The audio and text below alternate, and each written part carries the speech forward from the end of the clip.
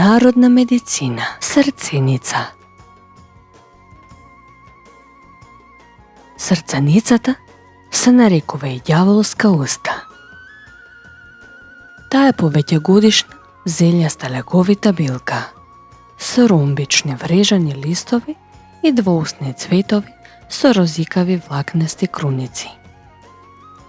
Научното име Леонурус потекнува од грчките зборови леон, кој значи лав, и ура, што значи опашка.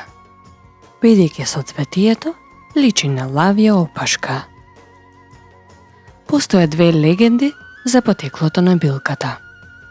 Според едната, ѓаволската уста доаѓа од внатрешните делови на Азија. Приказната раскажува дека мало момче барало лек за својата болна мајка и група монаси го насочиле кон лековитото растение. Други сметаат дека ѓаволската уста доаѓа од Грција. Според легендата, во античка Елада имало градче, каде грците пиеле вода од извори, обкружени со ливади со ѓаволска уста. И бидејќи жителите на населбата живееле до над 100 години, сите одлучиле дека тоа се должи на лековитите својства на магичното растение.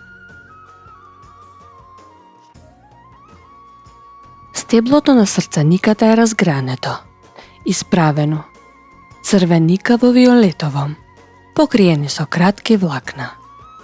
Прстесто делени на 3 до 7 грубо назабени делови. Лицето е голо, наличието со кратки влакна. Цветовите се седечки, по 10 до 20 во пршлените. Круницата е бело-розикава, влакнеста. Долната усна е поделена на 3 дела со бледо-жолта боја. Свежата билка има неугоден мирис. Расте на сушни ливади и пасишта и покрај патишта.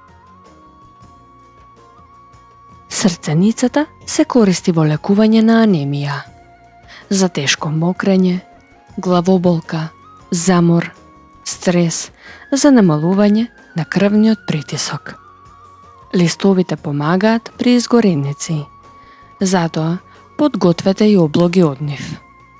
Билката е позната и како добар помошник кај женските проблеми.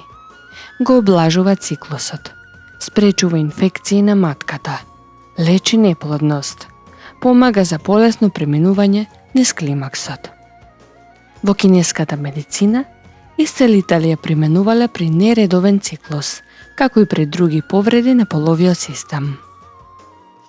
Познато е дека срценицата има смирувачки ефект врз мазната мускулатура, што ја прави корисна и за срцето. Исто така, таа го зајакнува и нервниот систем и има релаксирачки ефект. Во повеќето случаи, лековитото растение се комбинира со други белки. Советите од народната медицина не се замена за стручен лекарски совет.